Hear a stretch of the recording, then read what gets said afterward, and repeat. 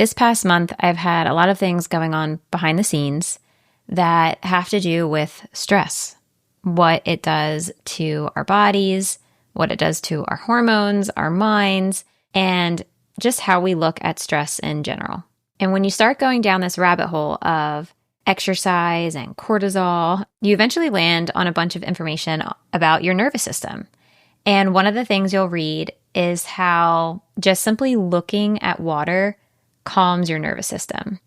And it got me thinking how I could be doing this more. So at home, we live near the ocean. We have a pool in the backyard. There's something about being near the water, especially having a meal near the water, that really can slow you down. Then you throw in your favorite cocktail or your favorite meal, and there's few things that are better than that. And here's some proof. In experiments, people who gazed at water for just 1 minute and 40 seconds had significantly lower heart rates and blood pressure compared to those staring at something less relaxing, like a parking lot or a street sign. Hearing that makes me think that we should all be looking for ways to be looking at water, especially when we're in the middle of a Disney World trip, which isn't as boring or drab as a street sign or a parking lot, but it does give our brains a lot of input that isn't necessarily relaxing. My husband especially has always been drawn naturally to this. No matter where we're eating, he always prefers outside versus inside or the porch versus inside. So kind of accidentally, I realized that we've eaten at a lot of waterside or waterfront restaurants in Disney World. So today I thought I'd round up every restaurant we've eaten at that gives you some kind of water view. So like some overlooking the water, some like down on top of the water. And I'll tell you which ones I think are underrated, our favorites, and why I think they're worth your time.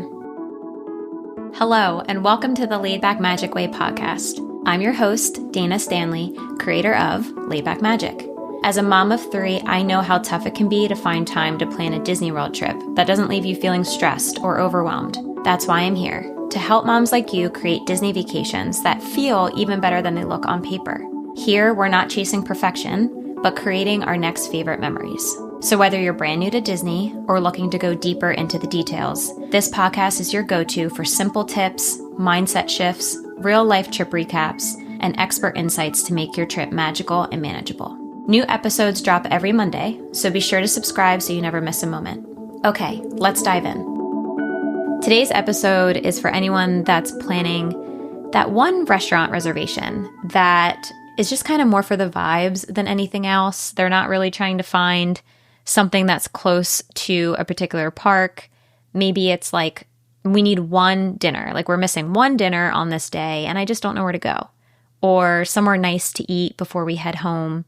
Maybe you just want to grab lunch on the day that you're flying home. This episode is perfect because there are restaurants where you can find just that little bit of calm. Maybe like if you want to think of it as the calm before the storm of a Disney trip or after. So I'm going to share all the ones we've personally tried and save my top favorite for last. Let's start in EPCOT with La Cantina de San Angel. So this is the quick service counter tucked right on the edge of the World Showcase in the Mexico Pavilion. So quick service meaning it is not a sit-down restaurant where a waiter comes and takes your order. You're going to order your food, wait for it, grab a tray, and then find a table. This is the only part where it can get a little less relaxing. Like if you get in line between 12 and 12:30, it can be really busy and even hard to find a table. So if you can, try to get there just a touch before 12 and you'll be golden. That being said, once you find a table outside, you can sit under a covering that's right on the water. So it's actually like really, if you look at it from the side, it does have like an overhang that is going over the lagoon, which is really cool. And I usually end up timing our lunch, if I can, around being in Mexico at this time, because it's just a spot that my family really likes. It's easy. It's not crazy expensive. You can get a margarita from there if you don't want to wait in line across the way at Choza.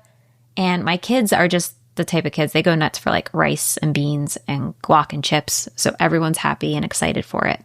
And speaking of kids, I just want to remind you, if you eat here, that you're going to have to park your stroller outside. So there's like stroller parking across the way. When you get in line to order your food, they're going to say, hey, park your stroller outside. And it can get pretty tight once you're in there anyway, maneuvering around, so you're not going to want it anyway. But again, just get there a touch before 12, and it's one of my favorite quick service spots in general. And because it's kind of extended over the water, even if it's crazy hot, there's always a nice breeze, which is a plus. Now, right next door is La Hacienda de San Angel. Just to make it super confusing with the names, this is like the table service version of the cantina. So if you want to think of it as like the cantina is like the bar, and then hacienda meaning house, so it's bigger, it gets a little easier to think of it that way. And while it's not outside, so it loses a little bit of points for being over the water, it does have a water view with floor-to-ceiling windows overlooking the lagoon. This is better if you want to get some air conditioning but still have a water view. The food is a solid good. Nothing I've had my mind blown about, but it's good. It's good food. And one of the cool places about La Hacienda is at night, if you time it right, it's one of the best indoor spots to watch the EPCOT fireworks too. And I'll be honest, it's been a very long time since I've done that. But from my very fuzzy memory, I remember that the lights were dimmed when the fireworks start. So that was really cool. And I believe they pumped the music into the restaurant too. While we're still in the World Showcase area, there's another one nearby that gets overlooked all the time, and that's Spice Road Table. So this is the second time I've mentioned Spice Road Table in the podcast after my Hidden Gems episode. And this time it's because of its views across the water. And it has a similar setup to the cantina where it's kind of like over the lagoon. But this is a sit-down restaurant, so like table service, meaning you'll want to get a reservation beforehand or during the walk-up list. It's usually pretty empty, to be honest. Hardly anyone ever books it. You'll have tapas there, sangria, really good wine list, and just a very laid-back meal. There is some indoor seating as well, but I don't think it gets busy enough that it matters. You'll most likely be able to sit outside. Now, this one actually has a dessert package where you can stay sitting and watch the fireworks during dessert, along with the restaurant Rose and Crowned over in England with a similar view, but I haven't eaten there. So I can't touch on Rose and Crown or the dessert package, but that's something to know. Okay, now let's jump over to Disney Springs, which has tons of waterside restaurants, but I'm going to mention my favorite when it comes to not just being on the water, but in general, and that's the Boathouse. When we're with my in-laws or like our bigger family vacations, this is the one I always book to just keep everyone happy. They really like it. They have upscale things like lobster and steak, but you can also just get a burger, which is really good, by the way.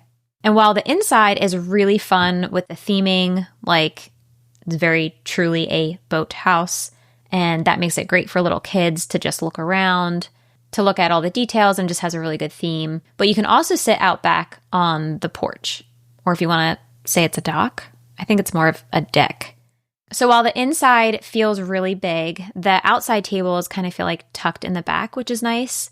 And you're getting the whole like we are on the water in every way, from the theming to the dock/deck to the most unique part, and that's the amphicars next door. So right next to the boathouse, you'll see these cars that are also boats. So you will see them literally driving cars into the water, which is very entertaining to watch, and the kids go nuts for it. And if you can see them from your table, that's great. But even better than that, just while you're waiting for your table, you can sit and watch the boats go out, or maybe you're waiting for your food and one of you wants to take the kids for a walk. It's just happy. It's fun. My father-in-law, every time we ate at the boathouse, would do the classic like, oh, we should do that one time.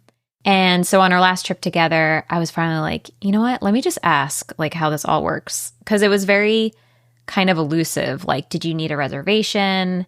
Who can get on these? Like, is this like a special thing? And it was very easy to do. It's $125 for the actual car ride. And I want to say it was like a 15 to 20 minute lap around the water. It was just a fun time and the kids loved it. Actually, my youngest daughter, it was like our travel day. We had flown in. She fell asleep. So it was very relaxing to her and just a fun ride. So I will leave a link to more details about this, but from my memory, it can fit up to 4 riders. So you have your group of 4 plus the captain, driver, who's on the boat with you. And at the time, they were giving small discounts if you were also eating at the boathouse. So you could show them your receipt from dinner and they would give you a little bit of a credit back, which was awesome because we were eating there. So Grandpa got to take his granddaughters on the amphicars. He was able to bring his beer with him from the little beer cart next door to Boathouse. And it was probably like a 15, 20-minute lap before dinner.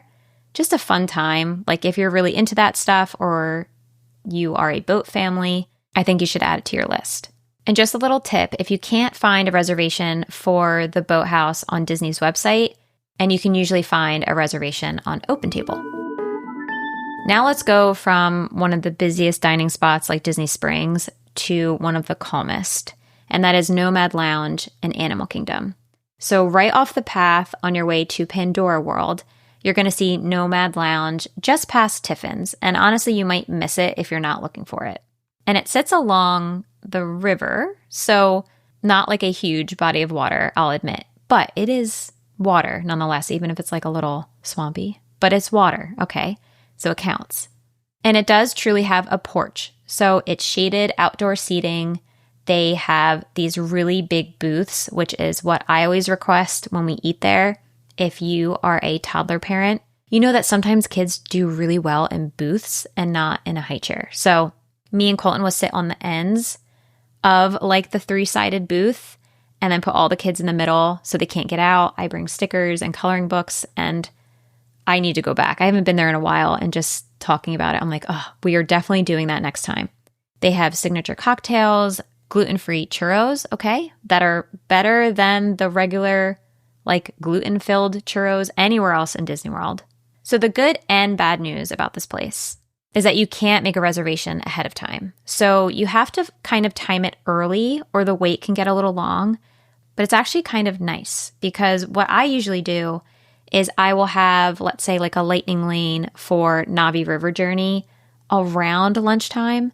And on our way into Pandora World, I'll go up to the cast member and join the walk-up list. I actually like to talk to someone in this scenario. You can do it from your phone and avoid a cast member, but I want to talk to them about being outside and in particular in a booth because there is indoor seating as well, which is fine and lovely, but not the vibe I'm going for, especially with the 3 kids. And usually, and I know this is risky, but usually by the time we ride Navi River Journey, I get a notification that our table is ready and we can head back. But sometimes if you go and it's kind of a slower day and it's before lunchtime, sometimes they can seat you right away. So definitely try to talk to someone if you can. Now we're going to leave the parks for a second and head over to the resorts, starting with a pair you've probably heard of, and that's Citricos and Narsousis. I think that's how you say it, Narsousis. And these are both over at the Grand Floridian. So Citricos technically has a water view. If you're sitting in the right spot, it has tons of floor-to-ceiling windows and just a really great view. That being said, Citricos is still my favorite out of the 2.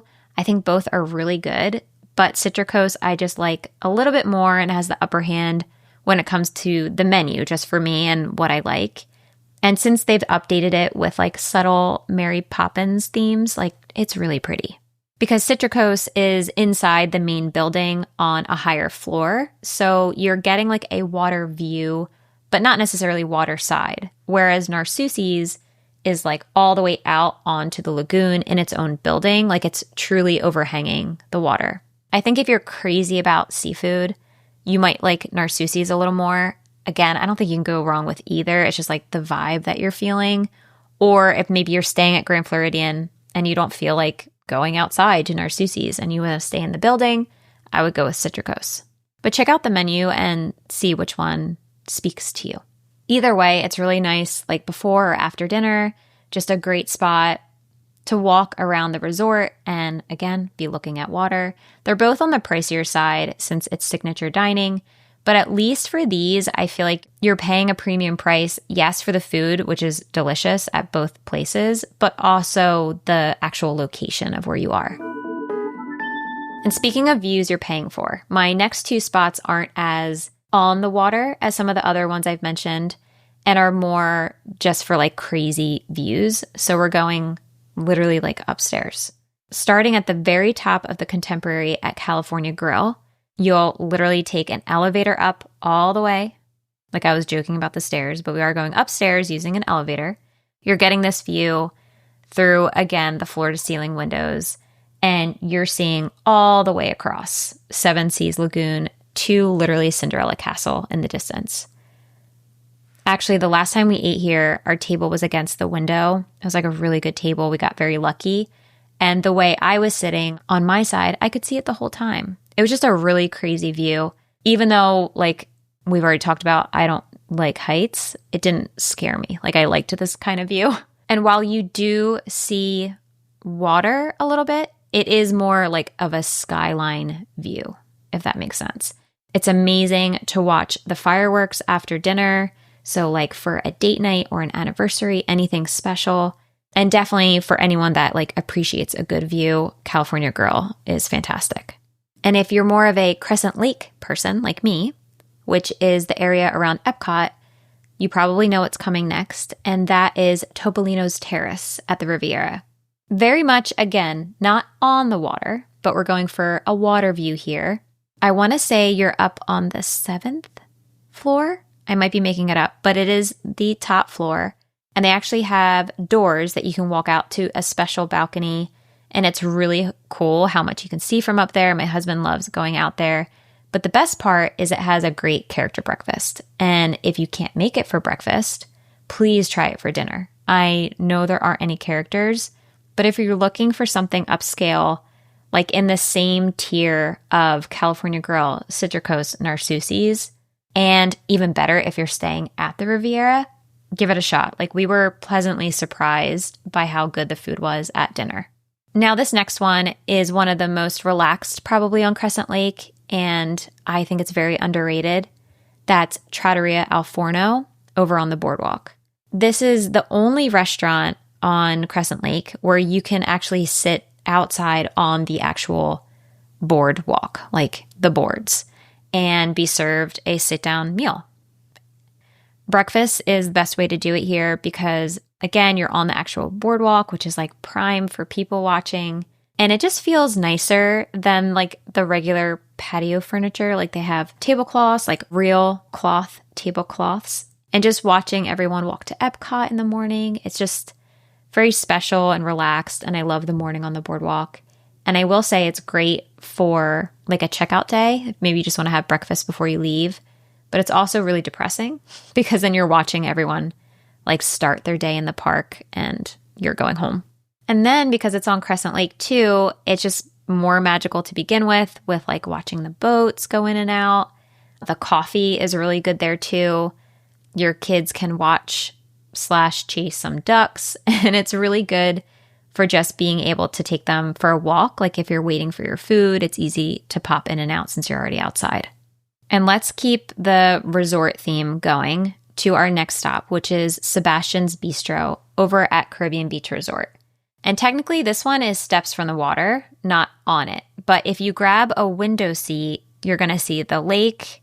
You're going to have a view of the lake and the Skyliner going by. I really like this spot. Again, I mentioned this also in my Hidden Gem episode because it's a very easy reservation to get. The food is like family style Caribbean food. It's never too crowded. And you can kind of just like walk around the resort before or after dinner and have a view of the water. Last time we were there, the kids played on the playground, and then we headed to like a grassy area that was right on the water with the Skyliner in the background. And they had just some lawn chairs, and we were sitting with a bunch of other parents while the kids just were like running and chasing and playing tag. And it was wonderful and very chill. And finally, the one that shocked me, how much we loved it, and this is my new favorite on the list, and that is Wailulu Grill over at the Polynesian Resort's new Island Tower. Because if we're talking about good food and water views, I have to talk about Wailulu from our last trip. I thought about doing a separate episode on this, but I think it wouldn't be long enough to just tell you to go and that the food is very good and to get the burger.